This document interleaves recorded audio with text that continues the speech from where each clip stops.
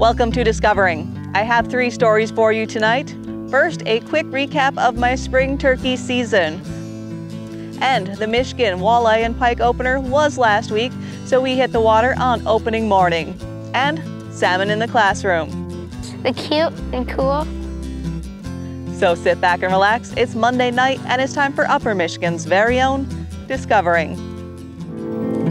The secret streams that flow beneath the cliffs of colored stone. Forest thick and healthy with birch and pine and oak. Surrounded by the greatest lakes this world has ever known. The black bear's awesome presence as he roams the hills and fields. Call of the timber wolf, the loon's lonesome trill. The eagle soaring high above, the trout lies deep and still. These are what I treasure, the only way I measure feelings that I have for this fine land. There is so much to discover when you're a long-time lover of northern Michigan.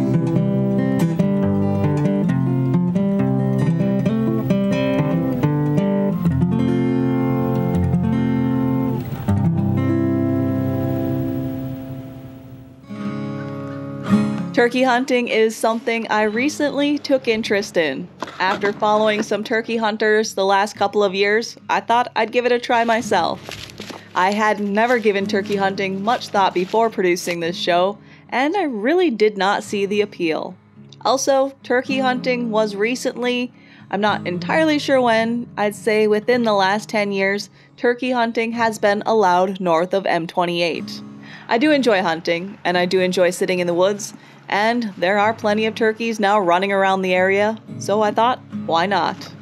If anything, it's just another excuse to be outdoors. What I did not realize was how challenging it was going to be, and how much it would consume me. All I could think about for 2 weeks was getting within range of one of the 2 big gobblers that strutted up and down my hill. I finally harvested my first wild turkey on May 9th. 20 days into the spring turkey hunting season, which started on April 20th. I did not hunt every single day, but I think I probably hunted at least half of them. Mostly mornings before I started my workday. Most of the time I hunted alone, and a few weekend mornings my boyfriend came with me to call. I did not film every hunt, and I won't bore you with every single detail. I can tell you that I learned a lot, and I have a lot left to learn. I'm not great with a turkey call, so I need to work on that before next season. During the spring mating season, using calls is effective to lure in the male turkeys. They think you're a hen, if you use the correct calls correctly. There are a few different types of calls, a slate, a box, and mouth calls, and none of them are simple to use. Turkeys have a large variety of vocalizations. These calls produce those sounds, but it takes practice and knowledge of what those vocalizations sound like. Spending time listening to the turkey woods helps, and I'm sure watching YouTube videos does too. Turkey hunting is an early morning sport. Your best chance of bagging a bird is finding where they roost and ambushing them when they come down out of the tree. But you do need to be in place well before daylight. Turkeys like to spend the night in large pines and don't come down until it's light enough where they can see. But I have seen videos and online posts where people have been successful during all times of the day. I was not. Turkeys have excellent eyesight and hearing. Once you are in place and the turkeys are near you, you need to blend into your surroundings and move as little as possible. I've been told a few times this year that if turkeys could also smell, it would be impossible to shoot one.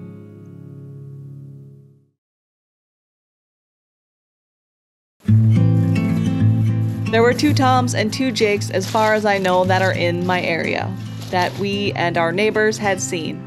During the spring turkey season, any bearded turkey is legal to shoot. So, all 4 of them were fair game, but I had my sights set on one of the big toms. On one morning, the two jakes came within 50 yards of me with a few hens and a few deer. The closest I came to one of the toms was a sunny morning when he strutted back and forth in front of my blind along a driveway which was about 50 or so yards out from me. My range for an effective kill shot with my 20 gauge is 40 yards. I couldn't call him in any closer. I learned that gobblers like to strut on roads, and he was strutting and showing off in the sunshine. I'm pretty sure he knew I was watching. I left the woods or blind frustrated many times by my lack of turkey hunting skills, and my patience was wearing thin. I sat under a tree in the rain for 2 hours, thinking I was in the right spot, right under the roost, and for sure they would have to walk by me. I wasn't, and they did not. I had to remind myself many times that I am a newbie to the sport. There were exciting times in the woods, too, when they gobbled so close I thought my heart would beat out of my chest. We saw the two jakes run toward a patch of trees where we could hear hens and gobbling toms and heard the craziest sounds of a big turkey brawl. Unfortunately, my GoPro did not pick up the sound. That's awesome. Finally, the morning came. I got into my makeshift blind that we made under a tree the day before. I got in there in the dark, and they were gobbling close by. After dawn, I was so close, I heard them fly down. I even seen one fly down, and I thought for sure they were going to come from my left. After many minutes of holding still, I turned my head to the right and saw two turkeys. One fanned out, about 80 or so yards out near the road. They were too far out to tell for sure, but I thought one was a tom and one was a jake. I should have known better. They stayed in that spot for what seemed like forever, and then the smaller ones started walking further out down the road. I decided I needed to try calling them closer. I was hoping I wouldn't have to. I made a call, and he came running back. I made a couple more calls, and they started walking down the road closer to me. I had 2 ranged points. After they passed by some brush and back into view, they would be 40 yards out, and I could shoot. A tree directly in front of me was 30 yards out. Once the larger turkey was at the 40-yard mark, I put my bead on him and followed him. He stopped halfway between those 2 range points. He turned towards me, and he ran into the field on my right. I put the bead back on him, and click. I forgot to rack another shell. I racked another shell, put the bead on him again, and before I could pull the trigger, he dropped.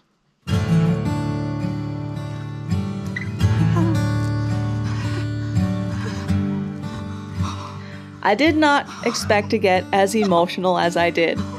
I think it was 20 days of frustration that poured out of me. I was excited and relieved to finally outwit one of these birds and have success. As I walked up to my bird, I realized he was not the tom I had been after. There was some ground shrinkage here, and it was one of the 2 jakes. I'll admit, I was a hair disappointed for a moment, but still very happy with my very first wild turkey.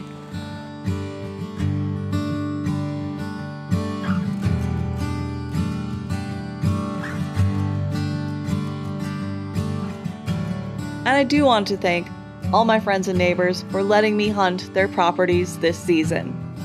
As I tagged him, I heard the gobble of the big tom in the distance behind me. He's a lot smarter than I initially gave him credit for. So, to be continued next turkey season.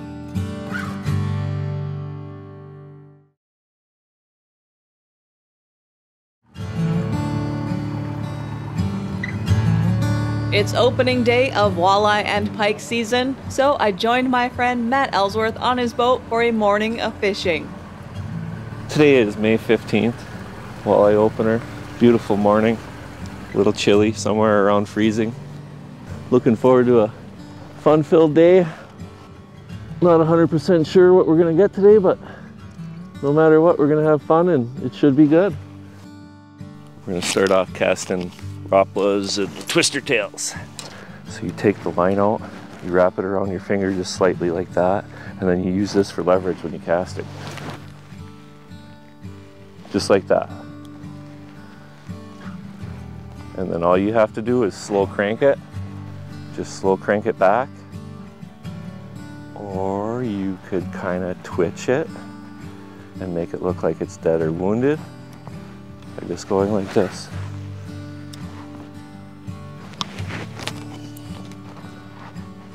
Just like that. So this one's your rod. And if that doesn't fire anything up, then we'll switch over to some kind of plastic bait. And if that doesn't work, then we start trolling. That one? Oh, nice little smallie.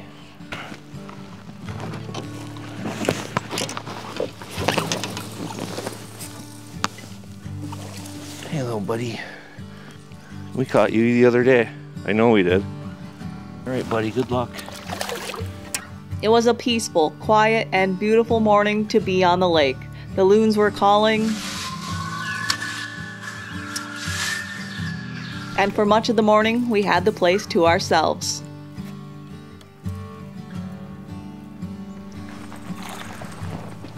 We had some action right away. A lot of smallmouth bass and small pike to start the morning. Not what we're looking for, but it was better than no fish. Oh yeah.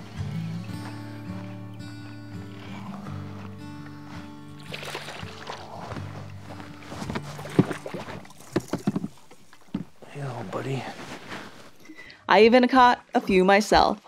What? You want a picture with him? No, if it's a walleye, maybe. Here's the one I got. Well, we're catching though. That's a waterfalls right there. That's a good fishing spot. Where that's our grand finale over there, Kristen.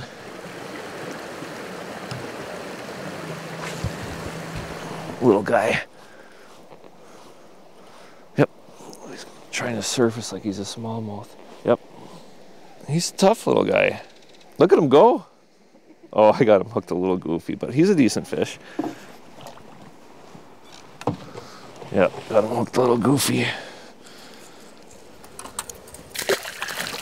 Beautiful. That one? Yep. This looks like a good fish. Look at this fish.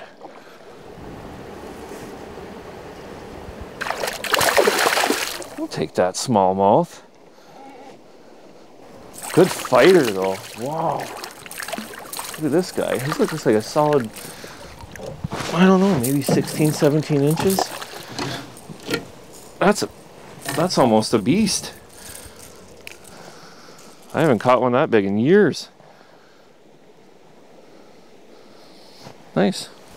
There's the little one. Oh, nice work. Got him. There we go.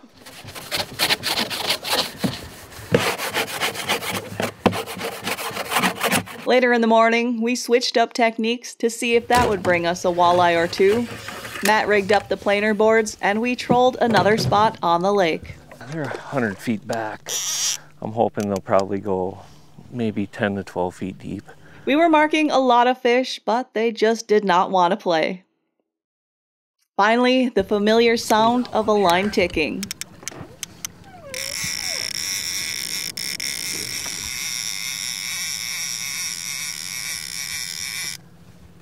You can do this. Done it before.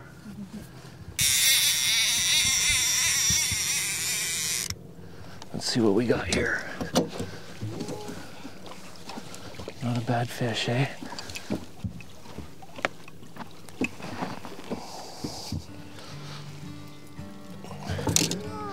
Oh, one for the good guys. We managed to pick up one walleye for the morning, so I'm going to call that a successful walleye opener here in the UP.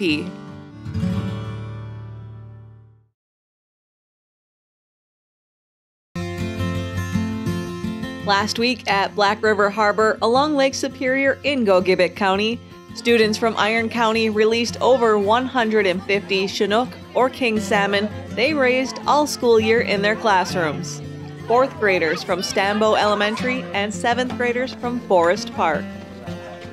My name is Lindsay Erickson, and I am a teacher at Stambo Elementary, and this is my first year doing the salmon project. It started back in November, and we ended up getting 100 salmon eggs from the DNR, and we ended up stocking 78.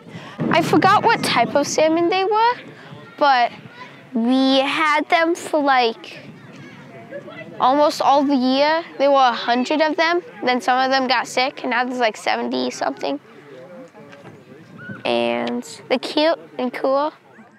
We released the salmon over in the river, and we had like 76, and everyone got up like 3, and came over here from Crystal Falls. It's like a 2-hour bus ride. Salmon in the Classroom is a collaborative effort by Trout Unlimited, the Michigan DNR, and participating schools. The Trout Unlimited program in the UP has been about 5 to 6 years now. We have, I believe, 15 schools.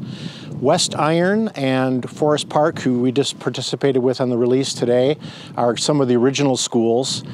We've been doing volunteer work to help fundraisers to get the tanks, the chillers, the filter systems, filtration, the buckets, aerators, everything we use in the whole process. And then we have volunteers like myself that can come and help to set up the tanks. I set up the Forest Park school tank in October of last year, and then work with the DNR to get the eggs delivered and start the process. And then, of course, our big show here is to release them into the wild with the release program to show the kids that they belong in the wild. And this is a great project for the kids to get involved and raise the salmon from eggs all the way to 4 to 6 inch fry. And well, hopefully without major predation, we'll get quite a few of these fish back wild into our river systems here in the UP. The classrooms got the salmon as eggs in the fall, and students took part in the responsibilities of rearing them. Every day we had to feed them there was like little brown pellets thingies that are like really tiny, and they just got bigger as they got older, and we feed them scoops of that. And we also have to clean the tank, so you take like a turkey baster and you suck up all the waste and like the food that they didn't eat. So what was your favorite part about raising the salmon? When I got to watch them get fed. I was looking forward to letting them go and seeing which fish I got, because I named all the fishes. What kind of names did you give them? So I gave the biggest one, John Jr. I gave the second biggest one, I named the second biggest one, Dinner. The third biggest one, Timmy. And all the other ones I didn't want to, so I named them Pickles. Me and my friend named one Pancake and Pickle and Chicken. They really enjoyed learning the life cycle.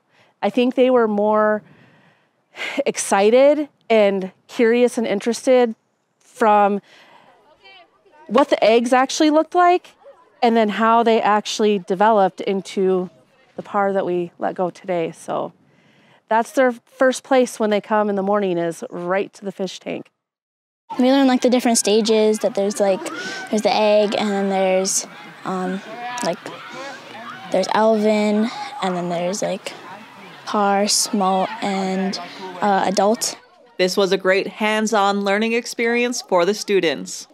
I can sit up there and show them videos and teach them about salmon and the life cycles and stuff like that, but actually coming here and being able to let them go, and they were a part of something that now they see these big salmon in the water. Oh, is that mine? Well, I don't know, but you know. I think for people to understand the whole ecosystem of salmon and the Great Lake habitats is perfect for salmon. There's so many rivers, the Black River here behind us, but we also have the Manistee and so many other great salmon rivers in the UP. Where do salmon live? They live in Lake Superior, tons of lakes. all over the world, I think. Black River Harbor, with the schools that I work with, this has been our main focus for the Lake Superior tributaries, and it has very good access for us to get to with the boat ramp here. We also usually take the students over to the beach afterwards, and then we'll finish with a tour of Black River Falls at the very end. So it's a very scenic area, it's a very beautiful area. That's all for tonight, and I hope to see you right back here next week for Upper Michigan's very own Discovering.